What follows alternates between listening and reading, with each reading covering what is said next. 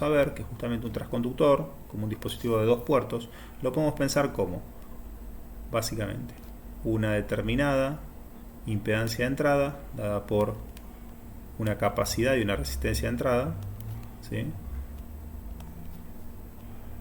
Donde se va a desarrollar una tensión de entrada, y por otro lado, esa impedancia de entrada parásita, ¿sí?, va a terminar definiendo, ¿sí?, la cantidad de corriente que va a terminar circulando por por el puerto de salida, Gm por Vi, ¿sí?,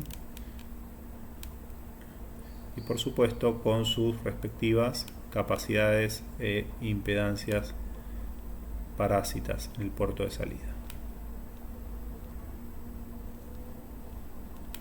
Fíjense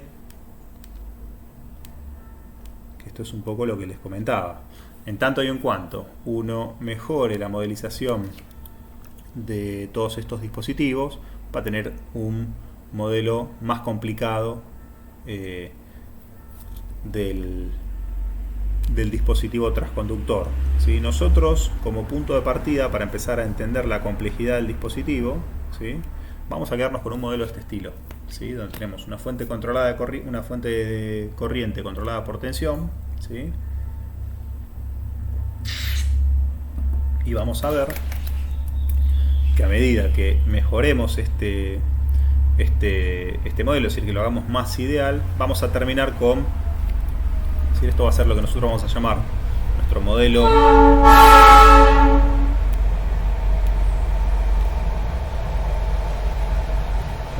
real, ¿sí?, lo vamos a llamar a este, obviamente entre comillas, ¿sí? Esto es un modelo bastante real de un transconductor, mientras que en algún momento esos aportes parásitos vamos a ignorarlos y nos vamos a quedar con un dispositivo que no es otra cosa que esto. Es decir, va a ser tan solo un generador de corriente controlado por una tensión de entrada, ¿sí? Y esto ciertamente va a ser nuestro modelo ideal, ¿sí? Esto obviamente no tiene mucho sentido hablar de una tensión acá, pero sí de una corriente. ¿Ok? Entonces, este modelo real lo vamos a usar para tener una noción concreta y práctica de cómo se ha modificado lo que sería el modelo lineal que antes ADS que habíamos asumido del OPAMP. ¿Se acuerdan del OPAMP real? Que teníamos un modelo real, ¿sí?, un modelo ADS que era omega t sobre S más omega A. Es decir, este era el modelo real del OPAMP. ¿Ok? Esto recordemos que era justamente BO sobre BI, ¿sí? Entonces, estaría bien, ¿sí?, estaría bien ver cuál es el modelo real de un OTA, ¿sí? Bueno, muy bien. Disculpen el cambio de estudio, pero bueno, las vicisitudes de la vida en clases virtuales. Bueno, estábamos analizando entonces el modelo lineal, ¿sí?, de transferencia de tensión para un transconductor con un modelo real, ¿no? Entonces, fíjense que la tensión de salida, esta,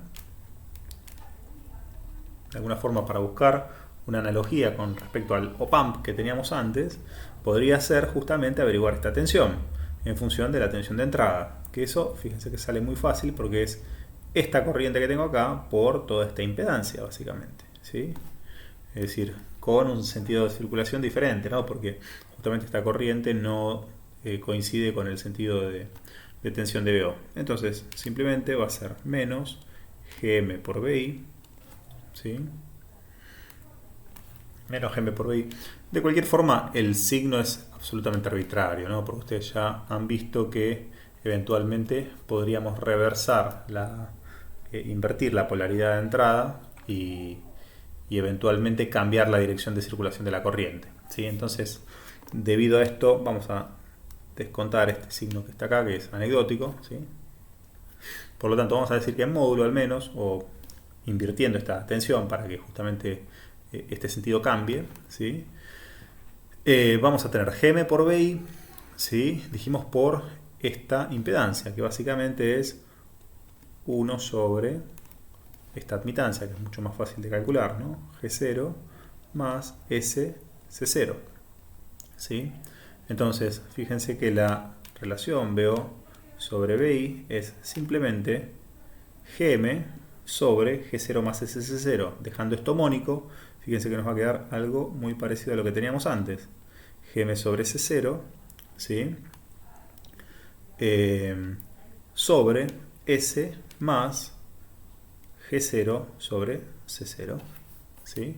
Entonces fíjense que acá sí empezamos a tener una similitud de lo que antes llamábamos omega A y omega T. ¿Sí? De hecho, omega T tiene una expresión muy similar, nada más que en este caso, fíjense que antes ese capacitor era el capacitor de compensación de la etapa de amplificación del op-amp. ¿Se acuerdan que era Gm sobre C?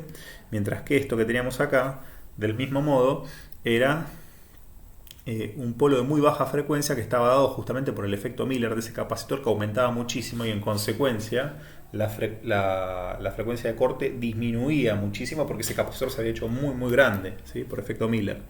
Por lo tanto, tengan en cuenta que acá justamente nada de eso sucede. Este capacitor y esta resistencia o esta conductancia de salida, ¿sí? Son simplemente las componentes parásitas producto de la fabricación de estos dispositivos, posiblemente, de los dispositivos MOSFET que tenemos en esta etapa. Por lo tanto, posiblemente estas conductancias o esta resistencia sea muy alta y esta capacidad sea muy baja, ¿sí? Yo acá tengo unos valores, ¿sí? O unos órdenes de magnitud, más o menos para que se hagan idea, en el modelo que llamamos real, ¿sí? Es decir, esto, ¿sí? Para el modelo real,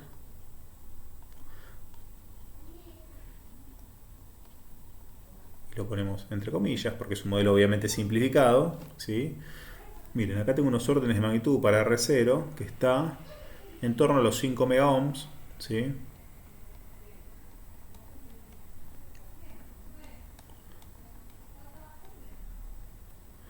Megaohms, 5 por 10 a la 6 ohms. C0 o C de salida, CO, está en torno a 0,1 pico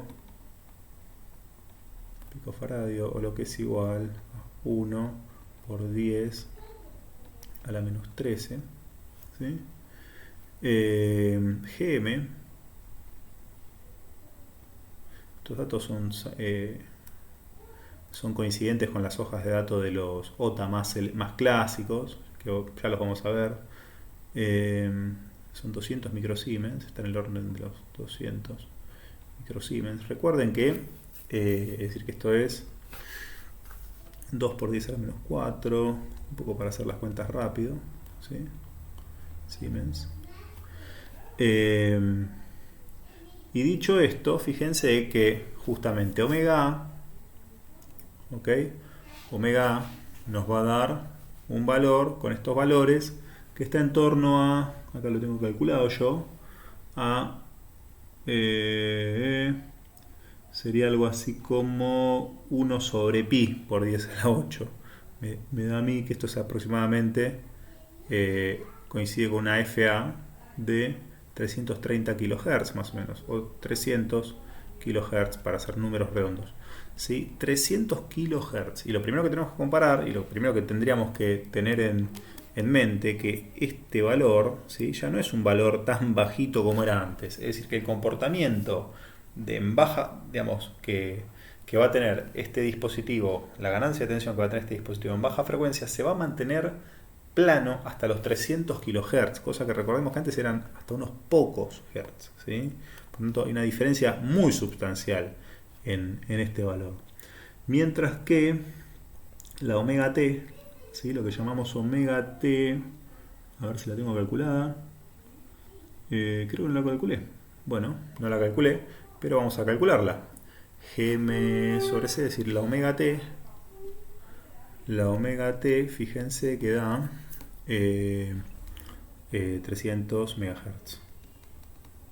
¿Por qué? Pues esto sería termina siendo 1 sobre pi. 1 sobre pi es 1 sobre 3, un tercio, 330, un poquito menos, alrededor de los 300 MHz, ¿sí? Alrededor de los 300 MHz. Pero fíjense la diferencia notoria, ¿no? Notoria en lo que es ancho de banda, para valores típicos, ¿sí? No, ni siquiera los mejores transconductores. Así que bueno, esto es una diferencia sustancial en el modelo real. ¿Sí? Que el modelo ideal, ¿sí?, de funcionamiento de un OTA, ¿sí?, va a estar bastante más cerca del funcionamiento ideal que antes pensábamos, ¿no?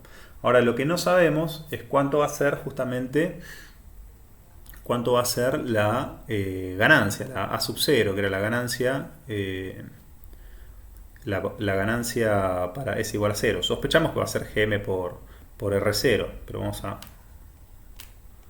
vamos a verificarlo. Es decir, para S igual a 0, ¿sí?, lo que vemos que acá vamos a tener va a ser Gm sobre S0 por C0 sobre G0, que es igual a lo mismo de siempre, ¿no? A Gm por R0.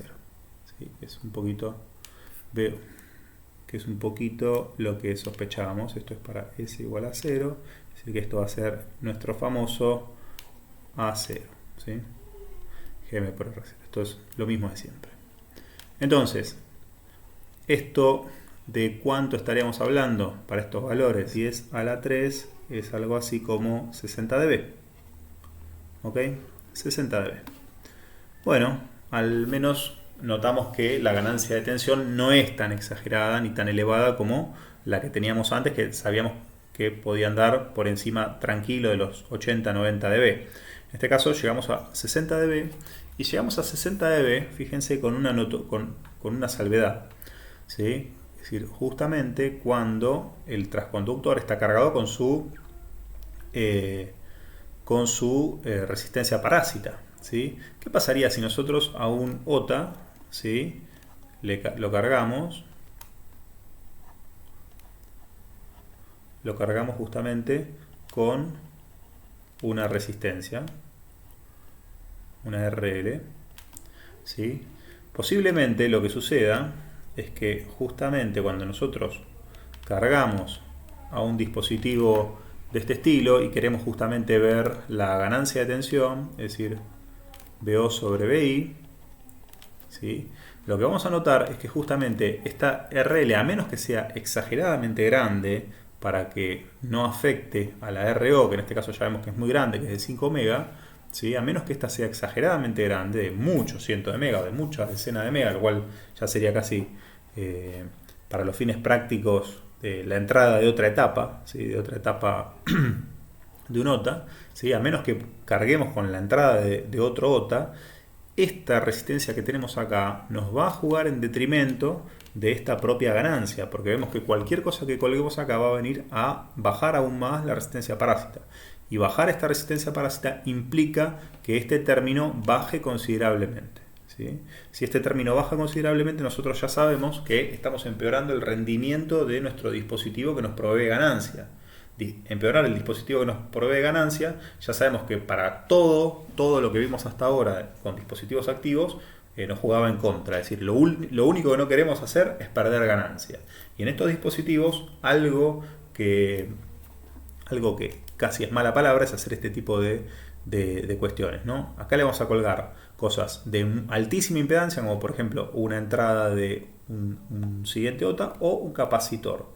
Por eso es que este tipo de dispositivos o de asociaciones se lo considera OTA-C, ¿sí? Van a ver que en el libro, en la bibliografía, en el Schaumann, van a encontrar como que a este tipo de circuitos activos se los denomina OTA-C. ¿Por qué? Porque no vamos a generar, no vamos a usar resistores discretos como si usamos con los op-amp para hacer realimentaciones, para definir resistencias de entrada, resistencia de salida. No, simplemente vamos a usar OTAs y capacitores, y esos van a ser todos los elementos circuitales de los que nos vamos a valer.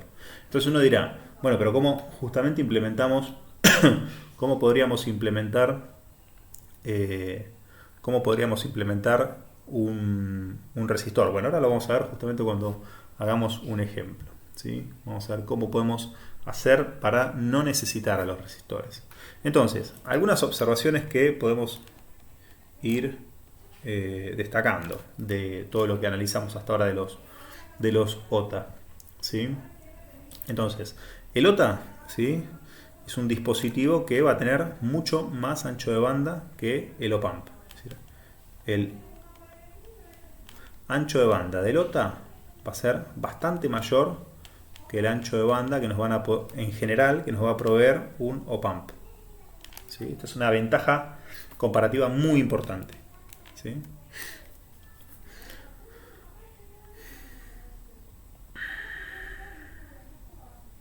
Bien. Otra de las cosas importantes para recordar es que justamente, a diferencia de los OPAMP, es lo que acabamos de ver, los OTA siempre los vamos a usar en asociación con otros OTA, ¿sí?, o capacitores. Nunca vamos a usar resistores, ¿sí? Nunca vamos a usar resistores dando vuelta o asociando o nunca vamos a asociar en circuitos activos que impliquen OTAs resistores discretos. Como así tampoco vamos a usar inductores cuando trabajemos con un dispositivo activo como a base de OPAMP, ¿sí? Siempre vamos a tratar de usar resistores y capacitores, ¿sí? Resistores, capacitores y amplificadores operacionales de tensión. Y cuando trabajemos con OTA directamente, vamos a trabajar con OTAs, es decir, con transistores básicamente, porque ustedes ya saben a esta altura que un OTA es un dispositivo analógico a base de transistores, y capacitores. Entonces surge naturalmente de estas restricciones que este tipo de circuitos justamente está pensado para cuando uno tiene que emplear esto ya no de forma discreta, sino cuando uno está pensando en un dispositivo de propósitos generales, un dispositivo integrado de propósitos generales, ¿sí? Esto quiere decir que justamente tiene mucho sentido usar este tipo de procesamiento analógico cuando, por ejemplo, queremos hacer un dispositivo que tiene, por ejemplo, un fronteno analógico digital, ¿sí? Y querramos hacer sobre las señales analógicas que queremos censar del mundo real, ya sea audio, video, imágenes, cualquier señal, cualquier biopotencial, cualquier señal que provenga de algún sensor que pueda considerarse como un generador de tensión o un generador de corriente. Siempre que estemos en esa situación, cualquier procesamiento analógico que requiera alta escala de integración, este tipo de técnicas de OTA es muy adecuada. Primero porque ustedes ya saben que requiere baja cantidad de transistores. En consecuencia, poca área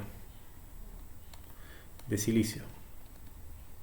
Es decir, si vamos a hacer cada OTA va a ser alrededor de una decena, 2 decenas de transistores, el área que me va a consumir implementar un OTA frente a un OPAMP convencional no tiene punto de comparación. Siempre cuando tengamos que ir a algo de alta escala de integración vamos a preferir ir por este lado.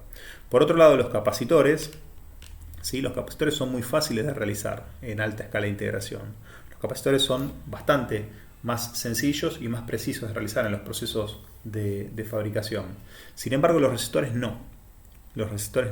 Entonces, el hecho de que no necesite resistores casi que es una ventaja y es una consecuencia de lo que se buscó en un primer momento con este tipo de técnicas. Evitar el uso de los resistores, dado que justamente sintetizar un resistor en alta escala de integración y sobre todo de valores muy grandes, ¿sí?, es muy costoso respecto al área y siempre se va a preferir implementar de otra manera. Ahora vamos a ver algunas técnicas que hay para implementar justamente resistores, ¿sí?, en poca área, ¿sí? Muy bien. Y otra de las ventajas muy grandes para la alta escala de integración es que el GM, ¿sí?, el GM podemos variarlo con la polarización. Es decir, si nosotros somos capaces de afectar un nivel de polarización a través de la tensión IB, ¿sí? Podríamos también ser capaces de ajustar aspectos del procesamiento analógico, ¿sí? De nuestro sistema, ya sea un filtro, podríamos ajustar el omega 0 y el Q, es decir, la frecuencia de corte y el realce, podríamos cambiar una ganancia en la banda de paso, un ripple, es decir, podemos hacer rutinas, ¿sí? De autotuning, y eso justamente si tenemos si esto va a ser parte de un frontend analógico digital y vamos a tener un dispositivo digital, bueno, evidentemente ese control podría ser incluso computarizado, es decir, informatizado de alguna manera y hacer un software que de alguna manera tenga algún tipo de procesamiento sobre los parámetros de nuestro sistema analógico, ¿sí? Cosa que eso directamente con un op-amp es impensado, ¿sí? Eso ya no se puede ni siquiera pensar en ese tipo de posibilidades. O al menos es muy complicado y requiere justamente una circuitería extra, ya el hecho de no ser integrado, tamaños de implementación que evitan las cuestiones que tienen que ver con portabilidad. Bueno. Y todo esto, ¿sí? Todo esto, obviamente, cuando hablamos de altas escalas de integración, tiene en cuenta justamente el consumo, la potencia, ¿sí? El consumo, ¿sí? Las condiciones en las que esto puede desarrollar el procesamiento analógico, ¿sí? Consumen mucho menos, justamente, menos transistores, menos señal, polarizaciones más bajas. A la larga todo eso redunda en un consumo muchísimo más cuidado. Por lo tanto, este tipo de tecnologías es muy apto para todas las aplicaciones donde no sean portables, vestibles, etc. Por lo tanto, este tipo de tecnologías es algo, no para tenerlo como una cuestión lateral que la comentamos así medio al pasar. No, esto es algo muy actual, que tiene muchas aplicaciones, sobre todo en cuestiones de alta escala de integración. Muy bien, entonces, dicho esto y revisado algunos modelos, el modelo real, un modelo mucho más sencillo e ideal, habiéndolo comparado con todo lo que conocemos del amplificador operacional y viendo que tiene ciertas ventajas y algunas desventajas, vamos a pasar a ejemplificar su uso, ¿no?